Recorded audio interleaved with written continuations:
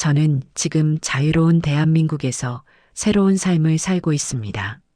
매일 아침 눈을 뜰 때마다 이곳이 꿈은 아닌지 확인하게 됩니다. 하지만 불과 몇 년 전만 해도 저는 북한 최고 권력층의 가장 깊은 비밀을 관리하는 위치에 있었습니다. 2020년 4월 베이징의 한 호텔방. 새벽 2시에 울린 휴대전화 한 통이 제 인생을 완전히 바꿔놓았습니다.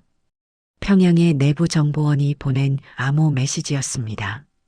최고 존엄의 건강 문제가 외부에 알려졌다. 책임자 라인 전체를 제거하라는 지시가 내려왔다. 그 순간 제 손이 얼어붙었습니다. 22년간 충성을 다해 모신 조국이, 제가 평생을 바친 그 체제가 이제 저와 제 가족을 숙청 대상으로 지목한 것입니다. 제 부하 직원 한 명의 실수 때문에 말입니다. 창밖으로 보이는 베이징의 불빛들이 갑자기 다르게 보였습니다. 저 너머 어딘가에 자유가 있다는 것을 그날 밤 처음으로 절실하게 느꼈습니다. 하지만 평양에는 제 아내와 두 자녀가 있었습니다. 그들을 두고 떠날 수는 없었습니다. 호텔 방 안을 서성이며 저는 계산하기 시작했습니다. 귀국하면 즉시 숙청될 것이 분명했습니다. 그렇다고 혼자 탈출하면 남은 가족이 정치범 수용소로 끌려갈 것입니다. 제게 주어진 시간은 단 24시간. 북한 당국이 제 움직임을 의심하기 전에 결정을 내려야 했습니다. 이 믿기 힘든 탈출기가 궁금하시다면 구독과 좋아요 부탁드립니다. 이 이야기는 한 편의 영화가 아닙니다. 북한 권력 중심부에서 실제로 일어난 일입니다.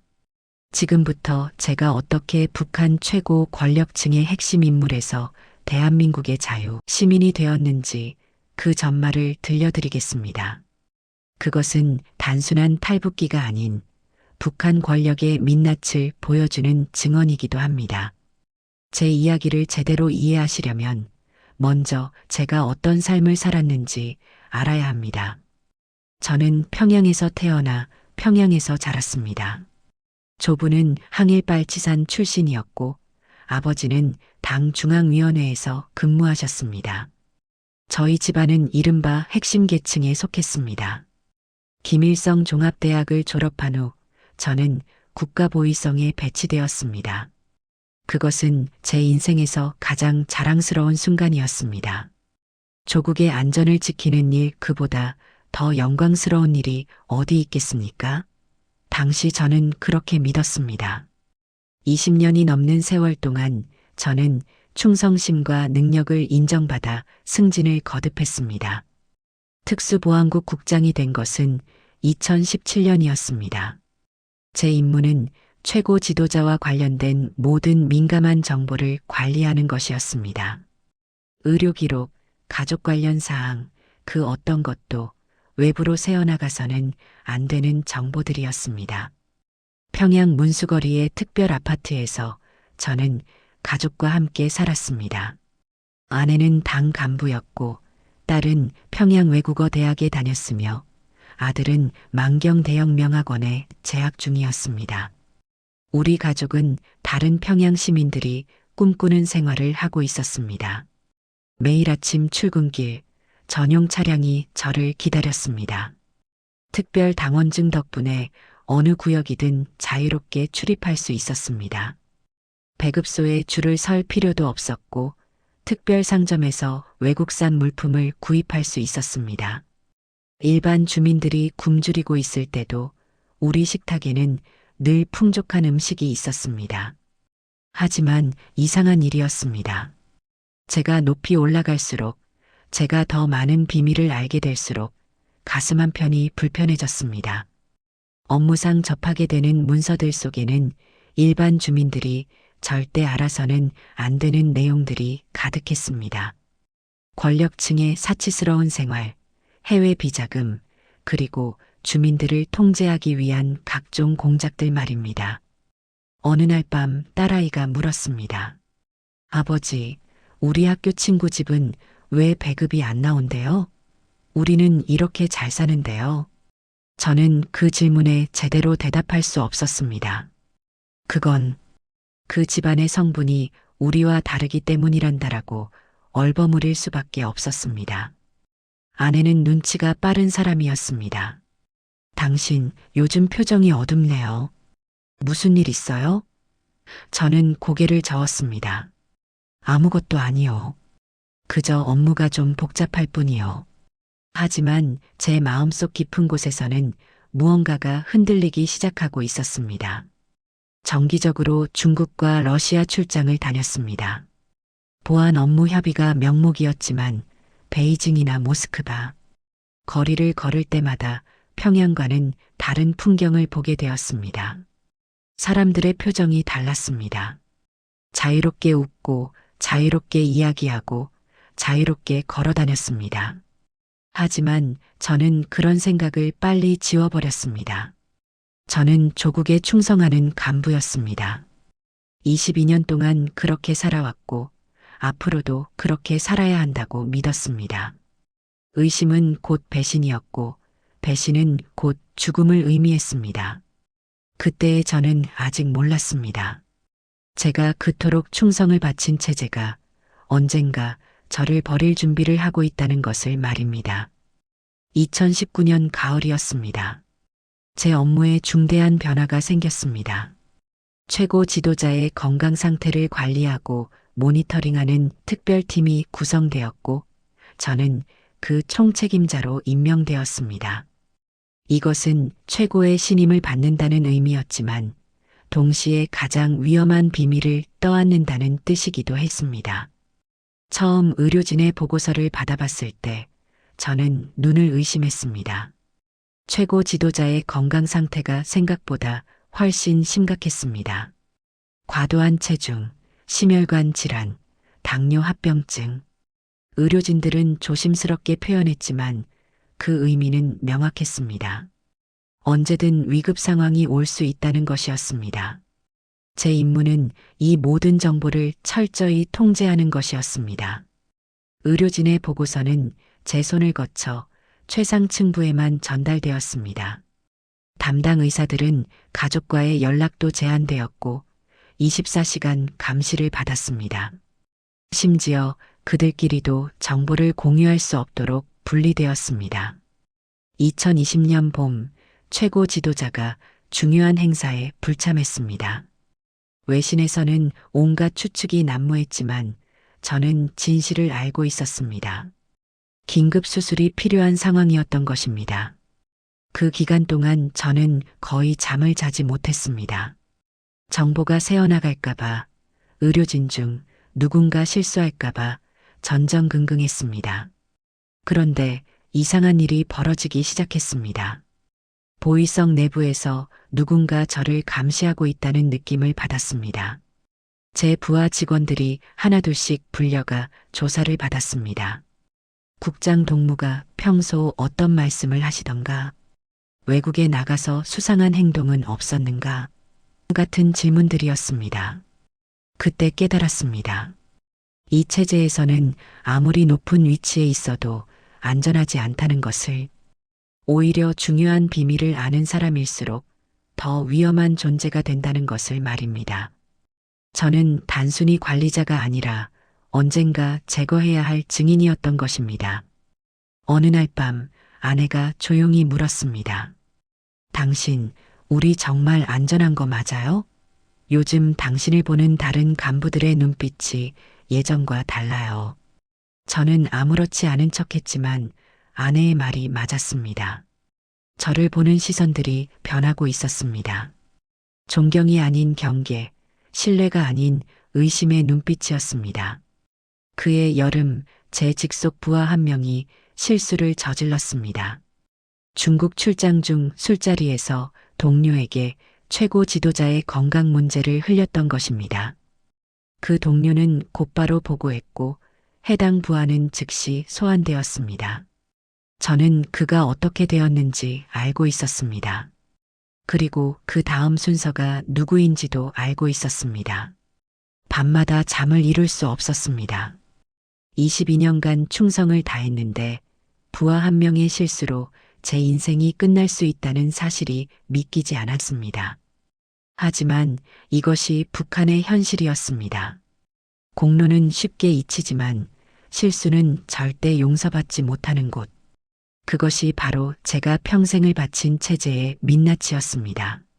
창밖의 평양 야경을 바라보며 저는 생각했습니다. 이 아름다운 도시 어딘가에 정치범 수용소가 있고 그곳에서는 수만 명이 고통받고 있다는 것을, 그리고 저와 제 가족도 언제든 그곳으로 갈 수 있다는 것을. 그때부터 저는 달라지기 시작했습니다. 더 이상 체제를 맹목적으로 믿지 않게 되었습니다. 하지만 어떻게 해야 할지 알 수 없었습니다. 탈출? 그것은 상상조차 할 수 없는 일이었습니다. 저는 여전히 북한의 고위 간부였고 제 가족은 평양에 있었습니다. 2020년 4월 초 중국 베이징 출장 명령이 떨어졌습니다. 보안 업무 협의가 명목이었지만 저는 이상한 예감을 지울 수 없었습니다. 평소와 달리 출장 기간이 짧았고 동행 인원도 최소화되었습니다. 마치 저를 격리시키려는 것 같았습니다. 출국 전날 밤 저는 가족들과 저녁을 먹었습니다. 딸아이는 대학과제 이야기를 했고 아들은 학교에서 있었던 일을 신나게 떠들었습니다. 아내는 평소처럼 조용히 식사를 준비했습니다. 제가 이들을 다시 볼 수 있을지 확신할 수 없었지만 저는 아무 말도 할 수 없었습니다. 아버지, 언제 돌아오세요? 아들이 물었습니다. 일주일 후면 돌아온다. 저는 거짓말을 했습니다. 그것이 제가 가족에게 한 마지막 말이 될지도 모른다는 생각에 목이 메었습니다. 하지만 표정을 관리해야 했습니다. 조금이라도 수상한 기색을 보이면 출국조차 못할 것이었습니다. 베이징에 도착한 첫날은 평온했습니다. 중국 측 인사들과 회의를 하고 저녁에는 공식 만찬에 참석했습니다. 모든 것이 일상적으로 보였습니다. 하지만 제 가슴은 계속 두근거렸습니다. 무언가 잘못되고 있다는 본능적인 느낌이 들었습니다. 이틀째 되는 날 밤 새벽 2시였습니다. 평양의 내부 정보원에게서 암호화된 메시지가 왔습니다. 그는 제가 10년 전부터 비밀리에 관리하던 협력자였습니다. 만약의 사태를 대비해 심어둔 안전장치였는데 그것이 실제로 작동할 줄은 몰랐습니다. 메시지 내용은 간단했지만 충격적이었습니다. 최고 존엄 건강정보 유출 책임 추궁, 특수보안국 라인 전체 숙청 지시, 귀국 즉시 조사 예정. 제 손이 떨렸습니다. 이것은 단순한 조사가 아니었습니다. 북한에서 조사라는 말은 곧 숙청을 의미했습니다. 저는 호텔 방안을 걸어다니며 생각했습니다. 선택지는 두 가지뿐이었습니다. 예정대로 귀국해서 체포되거나 아니면 탈출하는 것. 하지만 탈출은 곧 가족의 죽음을 의미했습니다. 북한에서는 3대가 처벌받습니다. 저 때문에 아내와 아이들이, 그리고 저희 부모님까지 정치범 수용소로 끌려갈 것이었습니다. 그 긴 밤 동안 저는 모든 것을 계산했습니다. 만약 제가 귀국하면 저는 확실히 처형될 것입니다. 그리고 가족들도 어차피 연좌제로 처벌받을 것입니다. 하지만 제가 탈출에 성공하고 제가 알고 있는 정보를 이용해 가족을 구출할 방법을 찾는다면 희박한 가능성이지만 그것만이 유일한 희망이었습니다. 새벽 5시 저는 결심했습니다. 살아남아야 한다고. 가족을 구하기 위해서라도 반드시 살아남아야 한다고. 제 손에는 몇 가지 카드가 있었습니다. 중국 화폐 약 5,000달러 상당, 가짜 신분증, 그리고 무엇보다 제 머릿속에 있는 수많은 북한의 기밀 정보들. 하지만 시간이 없었습니다. 평양에서는 이미 제 동향을 의심하기 시작했을 것입니다. 제게 주어진 시간은 기껏해야 24시간. 그 안에 모든 것을 결정하고 실행해야 했습니다. 실패하면 죽음, 성공해도 가족과 영원히 헤어질지도 모르는 도박이었습니다. 거울을 보았습니다. 45년을 북한 사람으로 살았던 제 얼굴이 낯설게 느껴졌습니다. 22년간 충성을 바친 간부, 두 아이의 아버지, 평양의 엘리트, 그 모든 것을 버리고 새로운 사람이 되어야 했습니다. 창밖으로 동이 트기 시작했습니다. 베이징의 아침은 평양과 달리 시끄럽고 활기찼습니다. 저는 휴대전화의 배터리를 빼고 심카드를 부러뜨렸습니다. 더 이상 뒤돌아볼 수 없었습니다. 이제 앞으로만 나아가야 했습니다. 4월 15일 오전 9시, 저는 평소처럼 호텔 로비로 내려갔습니다. 수행원들에게는 혼자 중국 측 인사를 만나러 간다고 말했습니다. 고위 간부인 저의 단독 행동을 그들이 막을 수는 없었습니다. 하지만 이것이 제가 그들을 마지막으로 보는 순간이 될 것이었습니다. 택시를 타고 시내로 나갔습니다. 심장이 터질 듯이 뛰었습니다. 뒤에서 누군가 따라오는 것 같았습니다. 고개를 돌릴 때마다 모든 사람이 보이성 요원처럼 보였습니다. 평생 다른 사람을 감시하며 살았던 제가 이제는 감시당하는 존재가 된 것입니다. 먼저 할 일은 추적을 따돌리는 것이었습니다. 택시에서 내려 지하철을 탔고 다시 버스로 갈아탔습니다. 쇼핑몰에 들어가 옷을 샀습니다. 북한 간부의 정장을 벗고 평범한 중국인처럼 보이는 캐주얼 차림으로 바꿨습니다. 안경도 하나 샀습니다. 조금이라도 외모를 바꿔야 했습니다. 오후 2시쯤 저는 베이징 시내의 한 조선족 식당에 들어갔습니다. 사전에 연락한 브로커를 만나기 위해서였습니다. 10년 전 업무상 알게 된 사람으로 북중 국경을 오가며 각종 밀거래를 하는 인물이었습니다. 당시 저는 그를 정보원으로 활용했었는데 이제 그에게 도움을 요청해야 하는 상황이 된 것입니다. 국장님, 무슨 일이십니까?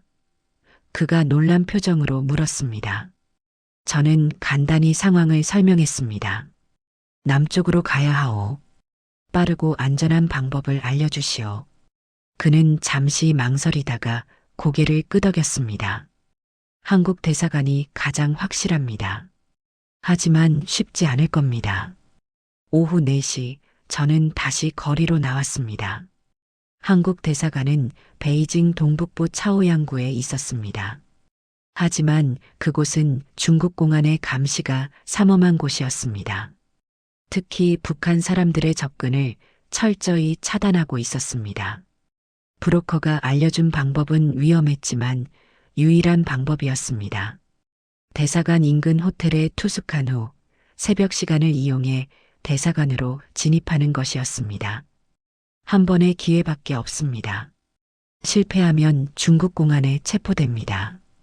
그날 밤 저는 대사관 인근 호텔 방에서 창밖을 바라보았습니다. 불과 500m 거리에 한국 대사관이 있었습니다. 그렇게 가까운 거리가 그렇게 멀게 느껴진 적이 없었습니다. 저 문을 넘으면 자유하지만 실패하면 죽음이었습니다. 자정이 넘었습니다. 호텔 복도가 조용해졌습니다. 저는 배낭 하나만 메고 방을 나섰습니다.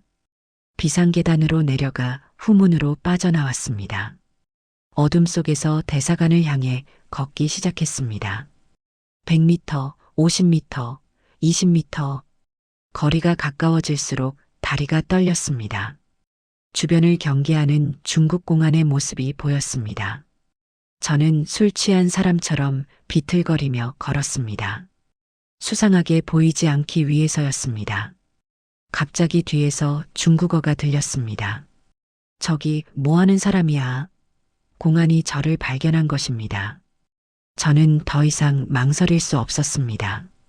있는 힘을 다해 대사관 정문을 향해 달렸습니다. 서라. 뒤에서 고함 소리가 들렸습니다. 발소리가 가까워졌습니다. 제 폐가 터질 것 같았습니다. 45년 인생에서 이렇게 빨리 달려본 적이 없었습니다. 대사관 정문이 보였습니다. 철문 너머로 한국 경비원의 모습이 보였습니다. 도와주십시오. 저는 북한에서 온. 제 목소리는 절규에 가까웠습니다. 경비원이 놀라 문을 열었고 저는 그 문틈으로 몸을 던졌습니다. 철문이 닫혔습니다. 뒤에서 중국 공안들이 소리쳤지만 더 이상 저를 잡을 수 없었습니다. 저는 대사관 마당 바닥에 쓰러졌습니다. 온몸이 땀으로 젖어 있었습니다. 손이 멈추지 않고 떨렸습니다. 괜찮으십니까? 한국 경비원이 저를 일으켜 세웠습니다. 저는 고개를 끄덕였습니다. 입에서는 말이 나오지 않았습니다. 그저 눈물만 흘러내렸습니다. 45년 만에 처음으로 자유의 땅을 밟은 순간이었습니다. 대사관 안으로 들어서자마자 저는 별도의 방으로 안내되었습니다. 한국 외교관 2명이 저를 기다리고 있었습니다. 신분을 확인할 수 있습니까? 그들의 목소리는 조심스러웠습니다. 북한 공작원이 침투하는 경우도 있었기 때문입니다. 저는 제 신분증과 보위성 신분증을 꺼냈습니다. 저는 국가보위성 산하 특수보안국 국장 김철수입니다. 그 말을 하는 순간 두 외교관의 얼굴이 굳어졌습니다. 일반 탈북자가 아닌 고위 간부의 망명. 이것은 외교적으로 매우 민감한 사안이었습니다. 잠시만 기다려 주십시오. 외교관 한 명이 급히 방을 나갔습니다. 아마도 본국에 긴급 보고를 하러 간 것 같았습니다. 저는 그 방에 혼자 남았습니다. 시계를 보니 새벽 3시였습니다. 불과 몇 시간 전까지만 해도 저는 북한의 고위 간부였는데 이제는 망명자가 되어버렸습니다. 창문 너머로 베이징의 야경이 보였습니다. 어딘가에서 쟤를 찾는 사람들이 있을 것입니다. 수행원들은 이미 제 실종을 보고했을 것이고 평양에서는 긴급 지시가 내려왔을 것입니다. 그리고 무엇보다 제 가족이 걱정되었습니다. 아내와 아이들은 지금 어떻게 되었을까요? 혹시 이미 체포되었을까요? 딸아이는 학교에 갔다가 보위부원들에게 끌려갔을까요? 아들은 학원에서 친구들 앞에서 끌려가 창피를 당했을까요? 생각할수록 가슴이 찢어졌습니다. 외교관이 돌아왔습니다. 본국에서 긴급 지시가 내려왔습니다. 당신을 한국으로 보내는 절차를 시작하겠습니다. 하지만 시간이 좀 걸릴 것입니다. 저는 고개를 끄덕였습니다. 얼마나 걸립니까? 최소 이틀, 길면 일주일입니다. 일주일. 그 시간 동안 저는 이 대사관 안에 갇혀 있어야 했습니다. 중국 정부는 이미 제 신병 인도를 요구하고 있을 것입니다. 북한도 강력히 압박할 것입니다. 한국 정부는 외교적 마찰을 최소화하면서 저를 빼내야 하는 어려운 상황에 처했습니다. 그 며칠은 지옥 같았습니다. 좁은 방 안에서 저는 끊임없이 가족 생각을 했습니다. 뉴스를 보고 싶었지만 볼 수 없었습니다. 북한이 제 망명을 어떻게 발표할지, 가족들을 어떻게 처리할지 알 수 없었습니다. 사흘째 되는 날 외교관이 심각한 표정으로 들어왔습니다. 북한 측에서 당신의 가족들을 평양 외곽으로 이송했다는 정보가 있습니다. 제 심장이 멎는 것 같았습니다. 평양 외곽. 그것은 정치 범수용소를 의미했습니다. 제 가족을 구할 방법은 없습니까? 저는 애원했습니다. 외교관은 고개를 저었습니다. 현실적으로 불가능합니다. 북한 내부의 사람들을 구출하는 것은 그는 말을 잇지 못했습니다. 밤마다 저는 악몽에 시달렸습니다. 딸아이가 울부짖으며 저를 부르는 꿈, 아내가 수용소에서 고문당하는 꿈, 아들이 굶주려 쓰러지는 꿈. 깨어나면 온몸이 땀으로 젖어 있었습니다.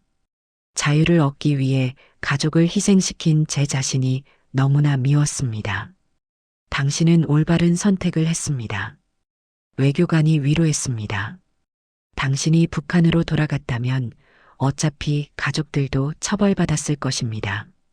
적어도 지금은 당신이 살아있고 언젠가 가족을 구할 방법을 찾을 수 있습니다. 하지만 그 말이 위로가 되지 않았습니다. 저는 22년간 다른 사람들을 감시하고 처벌하는 일을 했습니다. 무고한 사람들을 수용소로 보냈습니다. 이것이 제 죗값인가 생각했습니다. 제가 저지른 일들의 대가를 지금 제 가족이 치르고 있는 것은 아닌가 하는 생각에 괴로웠습니다. 닷새째 되는 날 드디어 소식이 왔습니다. 내일 새벽 특별기로 한국으로 출발합니다. 준비하십시오. 저는 고개를 끄덕였습니다. 한국, 자유의 나라. 하지만 제 마음은 여전히 평양에 있는 제 가족에게 묶여 있었습니다. 그날 밤 저는 긴 편지를 썼습니다.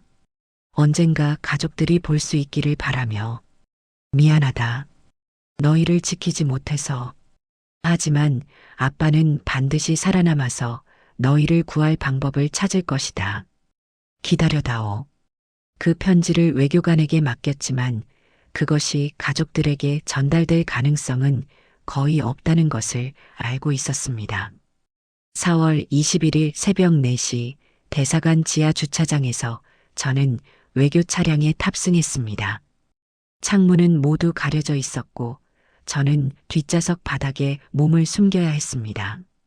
베이징 공항까지 약 40분 걸립니다. 절대 움직이지 마십시오. 외교관의 목소리는 긴장되어 있었습니다. 차가 움직이기 시작했습니다. 바닥에 웅크린 채 저는 차량의 흔들림을 느꼈습니다. 매 순간이 영원처럼 길게 느껴졌습니다. 혹시 중국 공안이 차를 세우면 어떻게 되는 걸까? 혹시 북한 공작원들이 대사관을 감시하고 있었던 것은 아닐까? 온갖 생각이 머릿속을 스쳤습니다. 검문입니다. 조용히 계십시오. 외교관의 낮은 목소리가 들렸습니다. 차가 멈췄습니다. 중국어로 대화하는 소리가 들렸습니다. 제 심장은 터질 듯이 뛰었습니다. 몇 분이 흘렀을까요? 영원처럼 긴 시간이었습니다. 마침내 차가 다시 움직이기 시작했습니다. 베이징 공항에 도착했습니다. 하지만 일반 터미널이 아니었습니다. VIP 전용 시설이었습니다. 차에서 내린 저는 선글라스와 마스크로 얼굴을 가린 채 재빨리 건물 안으로 들어갔습니다. 주변에는 한국 대사관 직원들과 경호원들이 저를 둘러쌌습니다. 특별 대기실에서 저는 처음으로 한국 정보기관 관계자를 만났습니다. 국가정보원 요원이었습니다. 김철수 씨, 한국에 도착하면 상세한 조사가 진행될 것입니다. 협조해 주시겠습니까? 저는 고개를 끄덕였습니다. 물론입니다. 제가 아는 모든 것을 말씀드리겠습니다. 비행기에 탑승했습니다. 민간 항공기가 아닌 정부 전용기였습니다. 좌석에 앉자마자 안도감과 동시에 극심한 피로가 몰려왔습니다. 일주일 동안 제대로 잠을 자지 못했기 때문입니다. 눈을 감았지만 잠은 오지 않았습니다. 비행기가 이륙했습니다. 창밖으로 베이징이 멀어지는 것이 보였습니다. 저 아래 어딘가에 북한이 있고 그곳에 제 가족이 있습니다. 과연 다시 만날 수 있을까요? 아니면 이것이 영원한 이별일까요? 3시간의 비행 끝에 인천공항에 도착했습니다. 비행기가 착륙하는 순간 저는 알 수 없는 감정에 휩싸였습니다. 안도감, 두려움, 죄책감, 희망. 모든 감정이 한 번에 밀려왔습니다. 비행기에서 내리자 수많은 사람들이 저를 기다리고 있었습니다. 국정원 요원들, 외교부 관계자들, 그리고 통일부 직원들.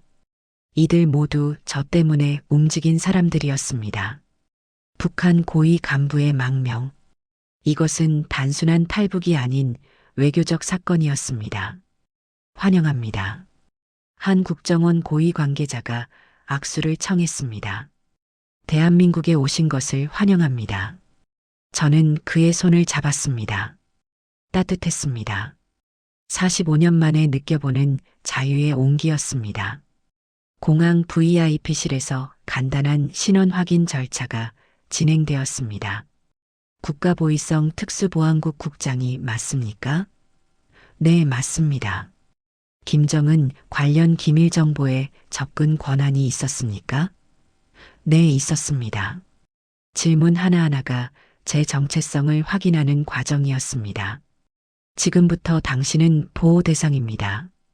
국정원 요원이 설명했습니다.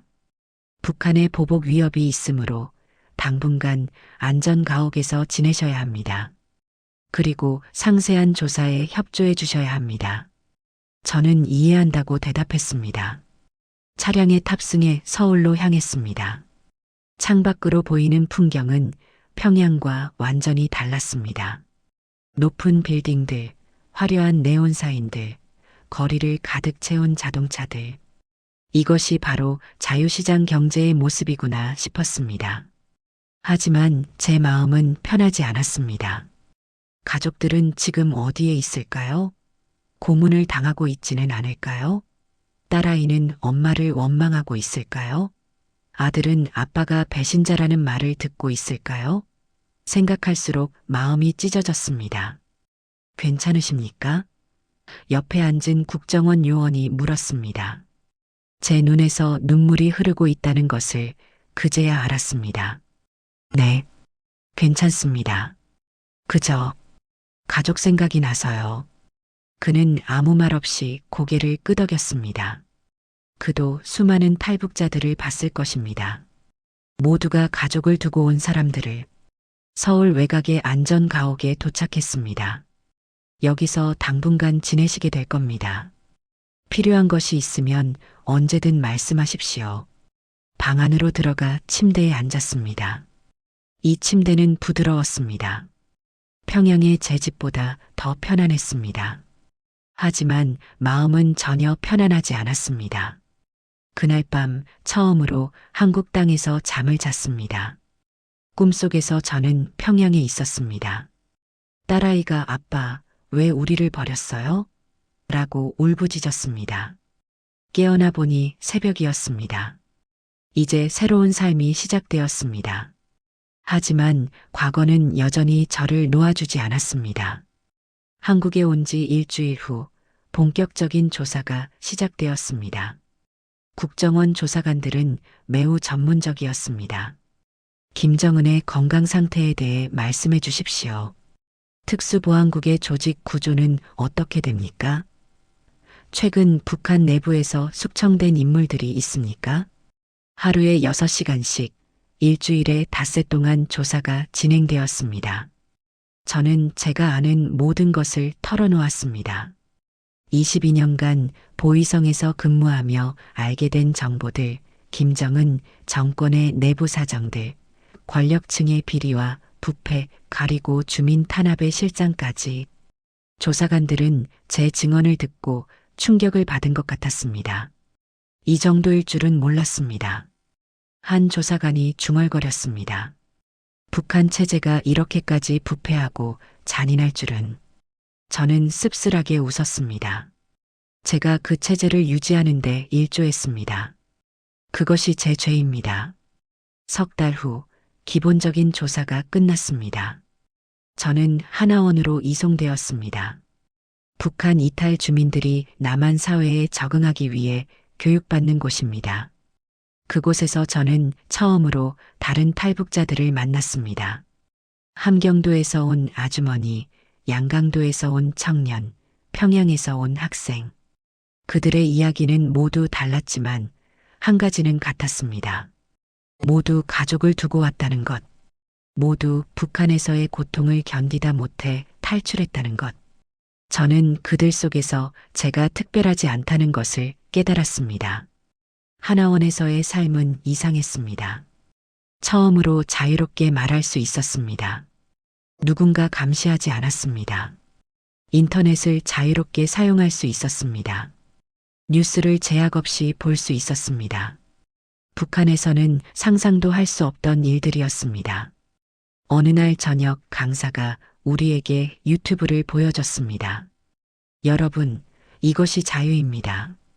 누구든 자신의 생각을 표현할 수 있고 누구든 그것을 볼 수 있습니다.